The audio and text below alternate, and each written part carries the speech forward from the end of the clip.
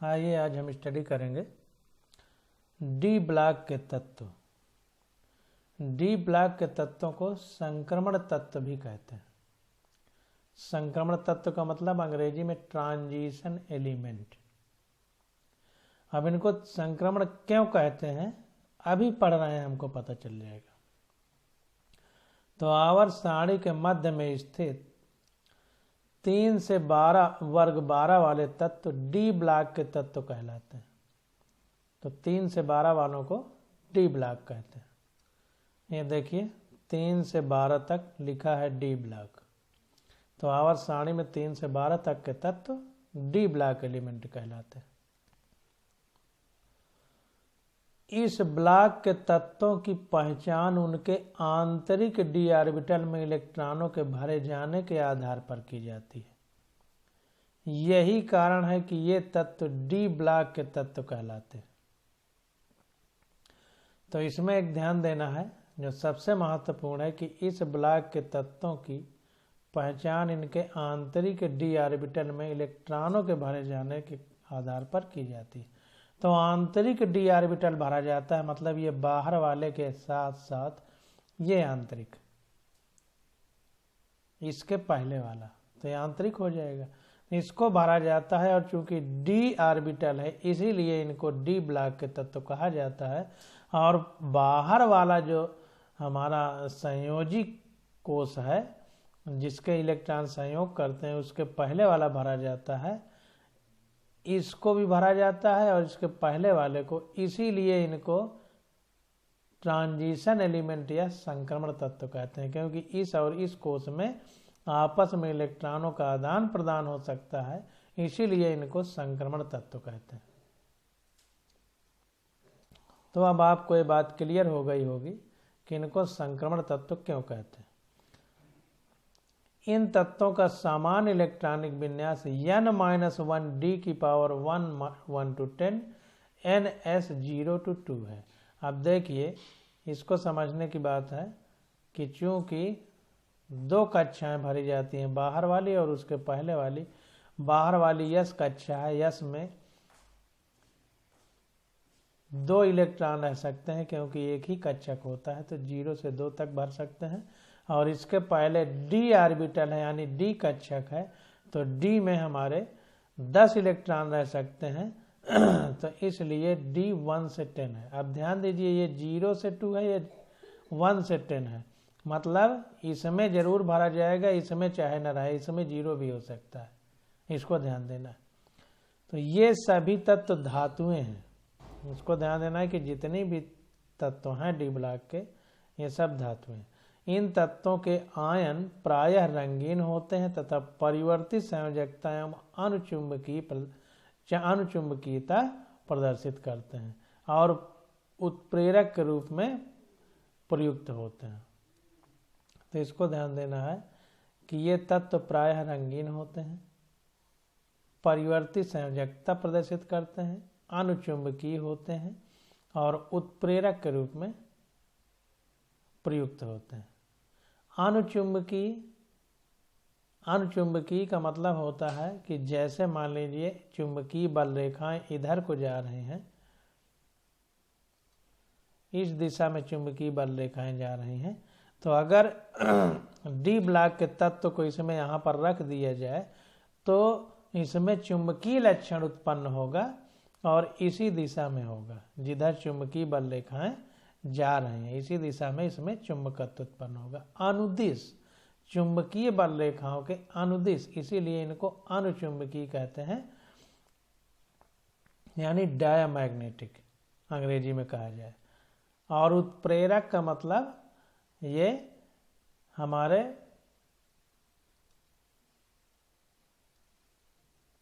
Catalyst की तरह भी काम करते हैं। उत्प्रेरक यानी अंग्रेजी में कैटालिस्ट कहेंगे, और जैविक उत्प्रेरक को यानी जो जीवों में उत्प्रेरक होते हैं उनको एंजाइम कहते हैं। तो उत्प्रेरक का मतलब कैटालिस्ट होता है, उत्प्रेरक का मतलब एक तरह से प्रेरणा। जैसे आप पढ़ना नहीं चाहते हो लेकिन अगर हम आपको समझाएं और कहें कि पढ़ लिख जाइए, इससे बहुत अच्छा होता है, नौकरी मिल जाती है, पैसा मिलता है, और पढ़ाई करने लगो, तो इसका मतलब हमारी प्रेरणा से पढ़ रहे हैं आप। तो कोई भी अभिक्रिया या कोई रिएक्शन किसी तत्व के द्वारा अगर गति पकड़ लेती है, यानी उसमें गति में परिवर्तन हो जाता है, तो उसी तत्व को उत्प्रेरक कहते हैं। तो ये ध्यान देना है। अब देखिए, ये सभी तत्व धातुएं हैं। इन तत्वों के आयन प्रायः रंगीन होते हैं। ये रंगीन होते हैं मतलब कलरफुल होते हैं। इनके जो आयन बनते हैं तो वो कलरफुल होते हैं। आयन का मतलब होता है कि उसकी बाहरी कक्षा से अगर इलेक्ट्रॉन निकल जाए तो धनायन बन जाता है, और इलेक्ट्रॉन आ जाए तो ऋणायन बन जाता है। अगर कम होगा तो लिख देते हैं उसके ऊपर धन, और अगर इलेक्ट्रॉन ज़्यादा होंगे तो लिख देते हैं ऋण। ऋण ज़्यादा है तो ऋण लिख देते हैं, ऋण कम है तो धन लिख देते हैं। तो इन्हीं धन और ऋण लगे हुए तत्वों को ऋणायन या धनायन कहते हैं।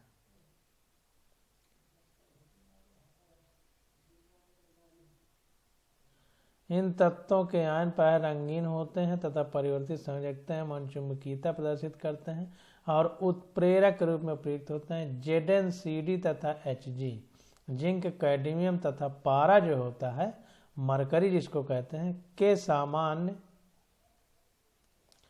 इलेक्ट्रॉनिक विन्यास N-1 D10NH2 होते हुए भी ये धातुएं संक्रमण धातुओं के बहुत से लक्षणों को प्रदर्शित नहीं करती हैं। तो जिंक, कैडमियम और मरकरी जो है, इनके इलेक्ट्रॉनिक विन्यास N-1 D10NH2 होते हुए भी ये धातुएं जो है संक्रमण तत्वों के बहुत से लक्षणों को प्रदर्शित नहीं करती हैं। डी ब्लॉक के तत्व रासायनिक तौर पर अति क्रियाशील एस ब्लॉक के तत्वों तथा कम क्रियाशील 13वें तथा 14वें वर्ग के तत्वों के बीच एक प्रकार से सेतु का कार्य करते हैं। तो कहने का मतलब ये है कि जो डी ब्लॉक के तत्व हैं यस से ज़्यादा क्रियाशील होते हैं और 13वें 14वें वर्ग के तत्वों से कुछ कम क्रियाशील होते हैं। तो इसलिए यस ब्लॉक और 13-14 वर्ग के तत्वों के बीच एक तरह से सेतु यानी ब्रिज का काम करते हैं। ब्रिज मतलब जैसे नहर को पार करने के लिए पुल बना दिया जाता है और पुल एक किनारे से दूसरे किनारे को मिलाता है, तो उसी प्रकार ये 13वें 14वें और यस ब्लॉक के बीच एक पुल की तरह यानी ब्रिज सेतु की तरह काम करते हैं। इसी कारण डी ब्लॉक के तत्वों को संक्रमण तत्व भी कहते हैं। ध्यान दीजिए, परिवर्तित संयोजकता जो हमने बताया था वो भी सही है। ये डी ब्लॉक के तत्व रासायनिक तौर पर अभिक्रियाशील एस ब्लॉक के तत्वों तथा कम क्रियाशील 13वें तथा 14वें वर्ग के तत्वों के बीच एक प्रकार से सेतु का काम करते हैं। इसीलिए इनको डी ब्लॉक के तत्व या संक्रमण तत्व कहते हैं। संक्रमण का मतलब कि यस और जो 13वां 14वां इनके बीच यस के भी मिले जुले लक्षण होते हैं और 13वें और 14वें का भी मिला जुला लक्षण प्रदर्शित करते हैं। इसीलिए इनको संक्रमण तत्व कहते हैं। अब देखिए, आ जाते हैं एफ ब्लॉक के तत्व। इनको आंतरिक संक्रमण तत्व कहते हैं, इनर्ट ट्रांजिशन एलिमेंट अंग्रेजी में। तो इनको देखते हैं।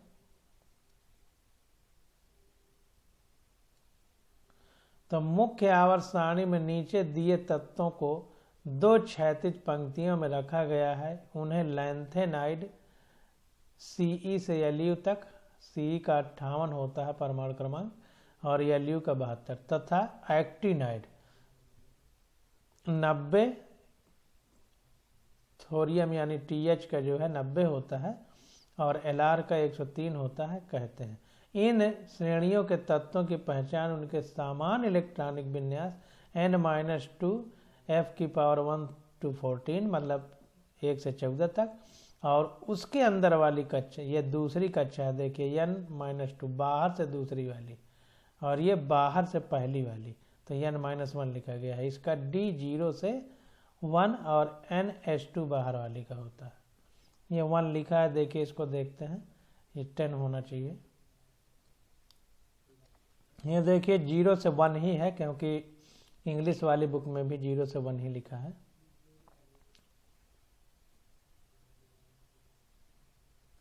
तो अब इसको ध्यान देना है कि आंतरिक संक्रमण तत्व क्यों कहते हैं, क्योंकि जो दूसरी कक्षा में इलेक्ट्रॉन भरे जाते थे बाहरी वाली के अलावा उसके भीतर वाली, यानी बाहर से दूसरी वाली में भरे जाते थे, तो दूसरी वाले के साथ साथ बाहर से तीसरी वाली कक्षा में भी इलेक्ट्रॉन, आंतरिक कक्षा हो गई, वहां भी भरे जाते हैं इलेक्ट्रॉन, इसलिए इसको आंतरिक संक्रमण तत्व कहते हैं। तो इसको ध्यान देना। और ये देखें यहाँ पर लैंथेनाइट और एक्टिनाइट श्रेणी 4f और 5f, इसको f ब्लॉक लिखा गया है। इनको आवर्त सारणी में ये देखिए पूरी आवर्त सारणी है यहाँ से यहाँ तक।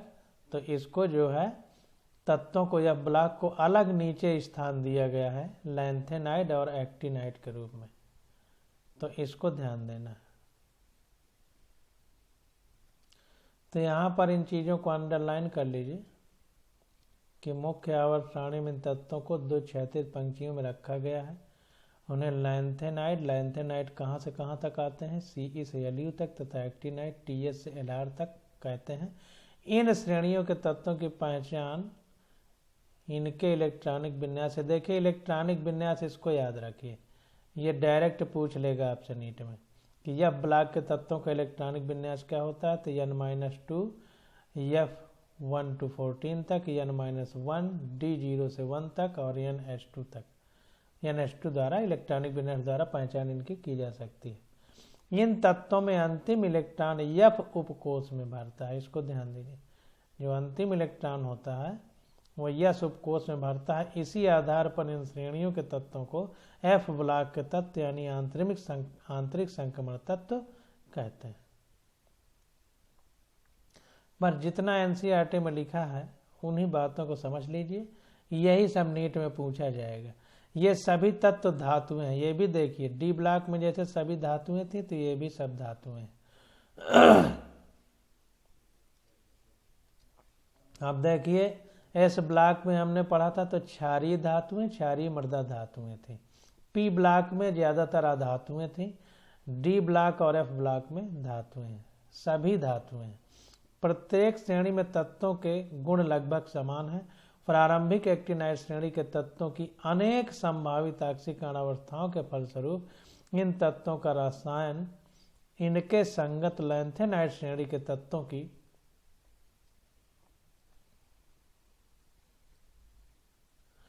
तुलना में अत्यधिक जटिल होता है। एक्टिनाइट श्रेणी के तत्व रेडियोधर्मी यानी रेडियो एक्टिव होते हैं। रेडियोधर्मी का मतलब हमने बताया था आपको। रेडियोधर्मी का मतलब होता है उनके नाभिक से अल्फा बीटा कण और गामा किरणें निकलती हैं, उनको रेडियो एक्टिव तत्व कहते हैं, रेडियोधर्मी कहते हैं। बहुत से एक्टिनाइट तत्वों को नाभिकीय अभिक्रियाओं द्वारा नैनोग्राम या उससे भी कम भाग में प्राप्त किया गया, मतलब कि बहुत छोटे होते हैं। इन तत्वों के रसायन का अध्ययन पूर्ण रूप से नहीं हो पाया है। यूरेनियम के बाद वाले तत्व परा यूरेनियम तत्व कहलाते हैं। तो यूरेनियम के बाद के जो तत्व हैं उनको पैरा यूरेनियम कहते हैं। इसको ध्यान देना। तो इन बातों को फिर से थोड़ा सा समझ लीजिए।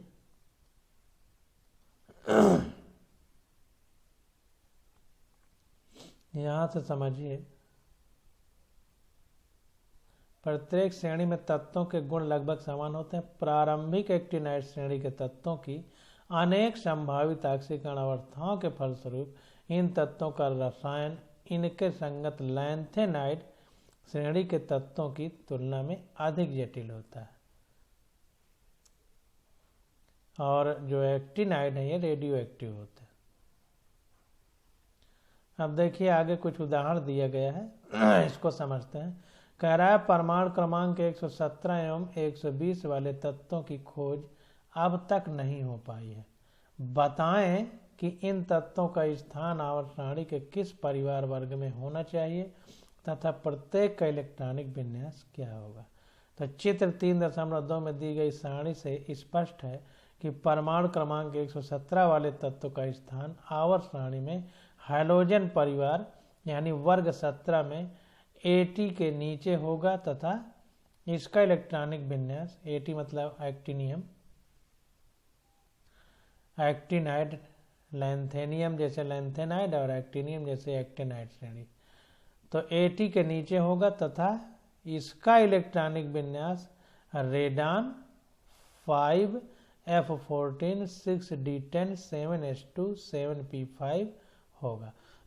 अब देखिए 117 को है तो 1S2S2P3S3P4S3D4P5S4D5P6S 4F5D6P7S ऐसे करके जब आप लिखेंगे, कुछ हमको ऐसे याद है, तो आफबाऊ प्रिंसिपल के हिसाब से जो आफबाऊ का नियम है उसको पूरा लिखेंगे। आफबाऊ ने बताया था कि ऊर्जा के बढ़ते हुए क्रम में कक्षकों में इलेक्ट्रॉन भरते हैं, तो उसको आप पूरा लिख लीजिए, फिर उसमें भरना शुरू करिए और फिर लास्ट में इस तरह से हम लोग भरेंगे। जब हम लोग एनसीईआरटी के पीछे के क्वेश्चन करेंगे तो उसमें बहुत सारे क्वेश्चन आएंगे कि इनको भरना रहेगा, तो वहाँ विस्तार से हम आपको भर के दिखाएंगे। अभी आप प्रयास करिए कि आप खुद इसको भरें, तो इससे प्रैक्टिस होगी। परमाणु क्रमांक 120 वाले तत्व का स्थान वर्ग 2 यानी क्षारीय मृदा धातुओं में Ra के नीचे होगा तथा इसका इलेक्ट्रॉनिक विन्यास UuO 8S2 होगा। तो इसको आप लोग भर के देखिए, जो है 117 और 120 जो भी हैं इनको भर के देखना है। तो 117 और 120 का इलेक्ट्रॉनिक विन्यास बना करके जैसा आफबाऊ ने बताया है और उसको पूरा याद कर लीजिए, बिना याद किए काम नहीं चलेगा।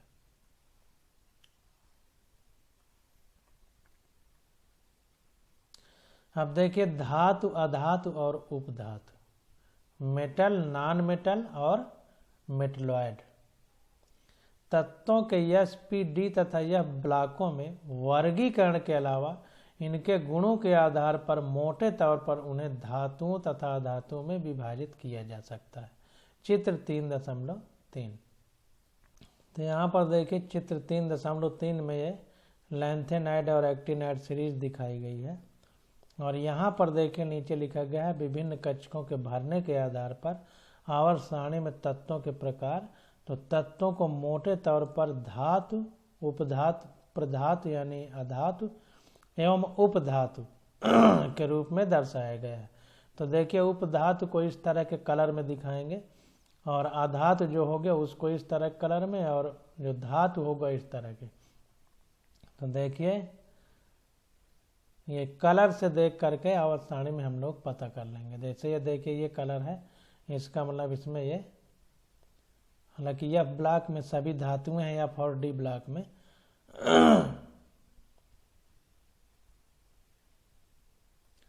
ये देखिए लिखा है कि ये सभी तत्व धातुएं हैं F ब्लॉक। तो ये जो बनाया गया है इसमें जो कलर ये किस हिसाब से बनाया गया है इसको अभी देखते हैं, क्योंकि यहाँ पर देखिए ये क्षारीय धातुएं हैं, क्षारीय मृदा धातुएं हैं, ये भी सभी धातुएं हैं। तो किस तरह से ये कलर अलग अलग करके लिखा गया है इसको अभी नीचे समझ रहे हैं। अब देखिए कह रहा है कि ज्ञात तत्वों में 78% से अधिक संख्या धातुओं की है जो आवर्त सारणी की बाईं ओर स्थित है। बाईं ओर मतलब हमारे बाएं हाथ की तरफ 78% तत्व धातुएं हैं, इसको ध्यान देना।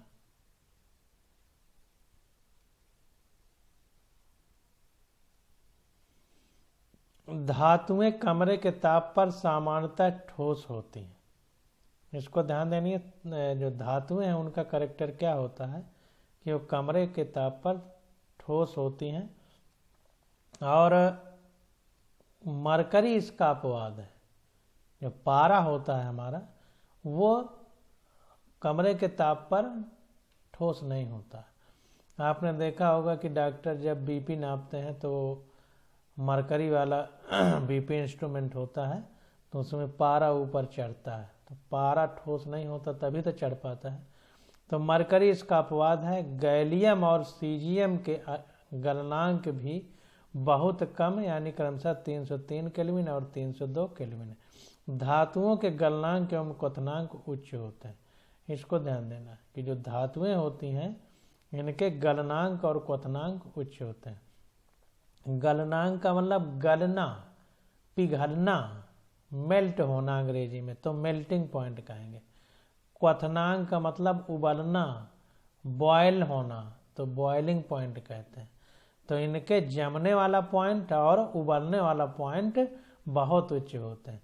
ये ताप तथा विद्युत के सुचालक होते हैं। इसको ध्यान देना है। जैसे सरिया है लोहे की, अगर उसको एक तरफ पकड़ लें और आग में गर्म करें तो दूसरी तरफ भी गर्म हो जाएगी। मतलब आग का जो गर्मी है यानी तापमान है वो एक किनारे से दूसरे किनारे पर चल रहा है, इसीलिए ये ताप तथा विद्युत के सुचालक होते हैं। करंट भी लोहे में मारता है। ये आघात वर्ध है, यानी हथौड़े से पीटने पर पतली चादर में ढाले जा सकने वाले तथा तन जिसके तार खींचे जा सकते हैं होते हैं। तो कहने का मतलब ये है कि इनको पीट करके बढ़ाया जा सकता है और खींचा भी जा सकता है। तो आघात वर्ध है तथा तन्य यानी तनने वाले भी होते हैं। दूसरी तरफ अधातुएं आवर्त सारणी के दाईं ओर स्थित हैं। देखिए धातुएं बाईं ओर हैं और अधातुएं दाईं ओर हैं। दीर्घ आवर्त सारणी में किसी वर्ग में तत्वों के धात्विक गुणों में ऊपर से नीचे की ओर जाने पर वृद्धि होती है। देखिए फिर वही बात लिख रहा है जो पहले ऊपर लिख चुका था, तो इसको हम ध्यान देते हैं कि कह रहा है कि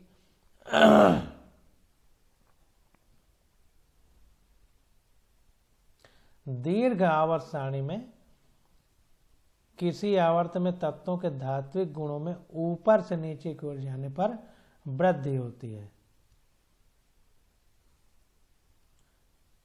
और आवर्त में बाईं से दाईं ओर जाने पर धात्विक गुण कम होते जाते हैं। तो इसको ध्यान देना है। नीचे जाने पर वर्ग में धात्विक लक्षण बढ़ेंगे और आवर्त में दाईं तरफ जाने पर हमारे धात्विक लक्षण कम होते हैं। अधातुएं कक्ष ताप पर ठोस एवं गैसें होती हैं। जो हमारी अधातुएं हैं नॉन मेटल, वो कमरे के ताप पर ठोस होंगी या गैस होती हैं। इनके गलनांक तथा क्वथनांक कम होते हैं।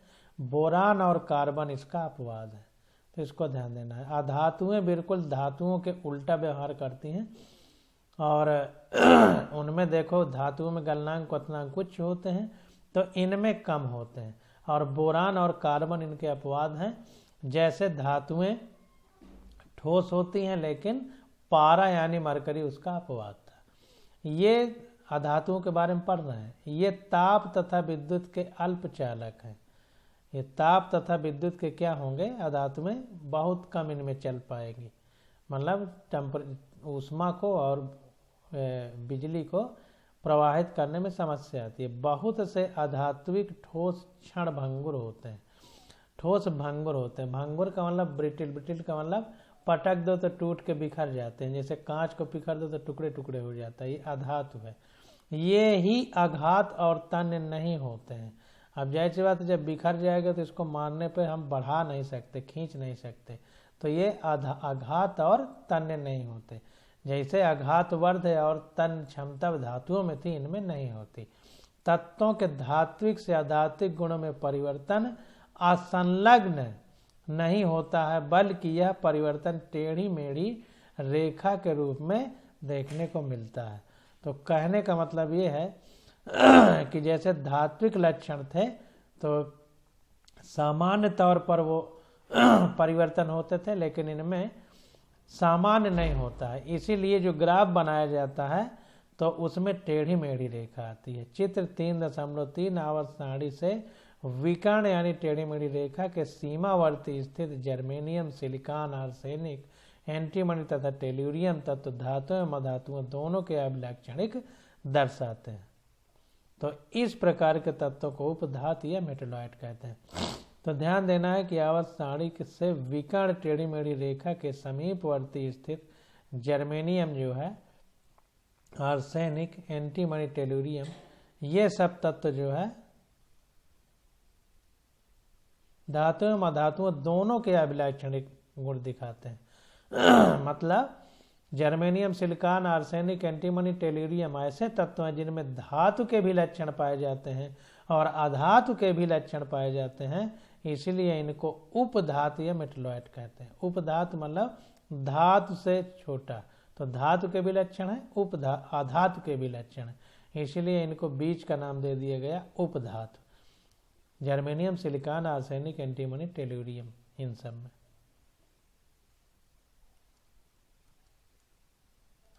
तो यहाँ पर देखिए जो टेढ़ी मेढ़ी लाइन इसको कह रहा है यहाँ पर जैसे टेढ़ी मेढ़ी लाइन, तो इसके अगल बगल germanium, silicon, tellurium, antimony, polonium ये सब पाए जाते हैं तत्व। तो इनके बारे में बात कर रहा है, तो इसको देखते हैं। और ये विकर्ण अगर ऐसे लाइन खींच दिया जाए तो एक विकर्ण जैसे जाएगा, जैसे हम लोग 90 डिग्री का कोण बनाते हैं, ऐसे 90 डिग्री का कोण बना दें। अगर ऐसे हम 90 डिग्री का कोण बनाएंगे इस तरह से, तो ये इसका विकर्ण होता है। तो अगर हम ये पूरा इस तरह 90 डिग्री का कोण बना दें तो ये एक विकर्ण होगा। और ये इसमें देखिए टेढ़ी मेढ़ी रेखा, इसी को जिग जैक लाइन बोलेंगे, जिग जैक लाइन। तो विकर्ण जैसा यहाँ से जाएगा अगर ऐसे खींचे, तो इसी में देखिए silicon, germanium, tellurium, polonium, arsenic ये सब स्थित हैं। तो इन्हीं की बात कर रहा है वहाँ पर।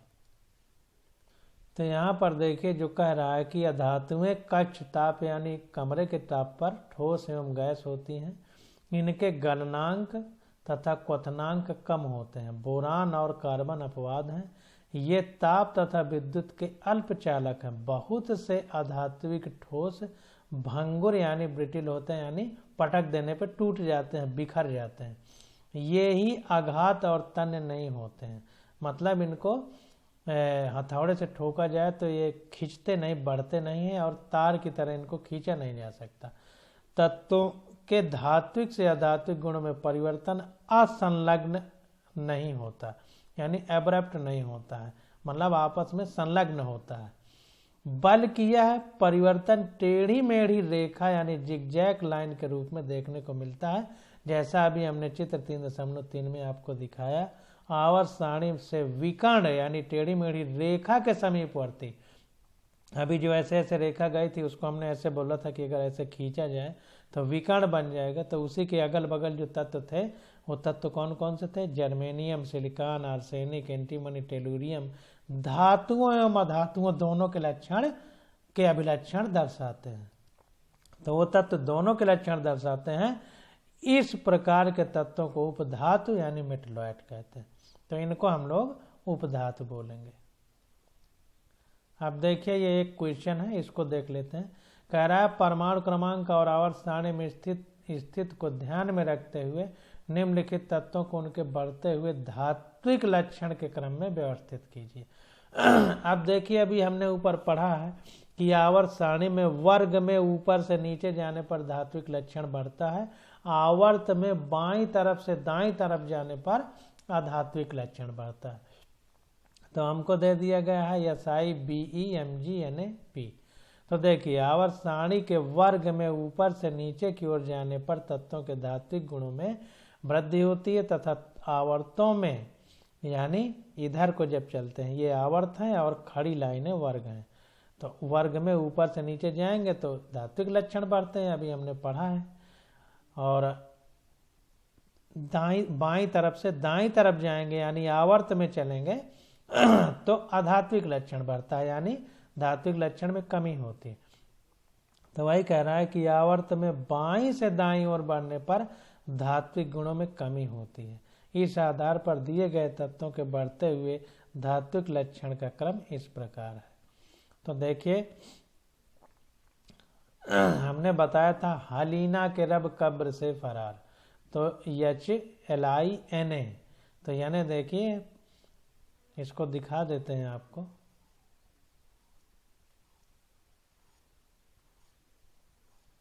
ये देखिए आवर्त सारणी। तो आवर्त सारणी में ऊपर से नीचे चलने पर हमारा धात्विक लक्षण बढ़ते हैं और इधर को चलने पर धात्विक लक्षण घटते हैं।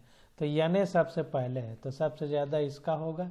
फिर Mg इधर को है तो इससे इसका कम होगा, तो इसी क्रम में लिखते चले जाएंगे।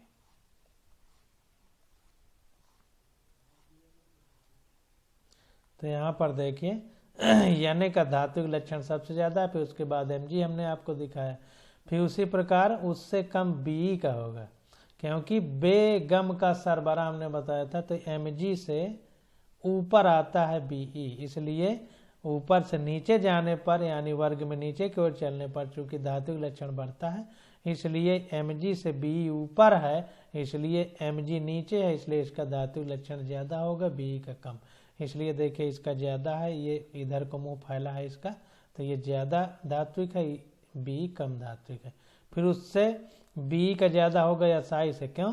क्योंकि SI आवर्त में चलने पर बहुत इधर मिलता है, इसको भी देख ले। ये देखिए P इधर है, SI इधर है, तो आवर्त में इधर चलने पर धात्विक लक्षण घटते हैं, इसका मतलब इसका ज्यादा होगा, इसका कम होगा, SI का ज्यादा होगा, P का कम होगा। तो ये देखिए SI का ज्यादा है और P का कम है, तो ऐसे क्रम से हम लोग इनको लिख सकते हैं अगर आवर्त सारणी के बारे में अच्छे से पढ़े हैं तो। अब तत्वों के गुणधर्मों में आवर्तिता, इसका अध्ययन हम लोग अगले लेक्चर में करेंगे।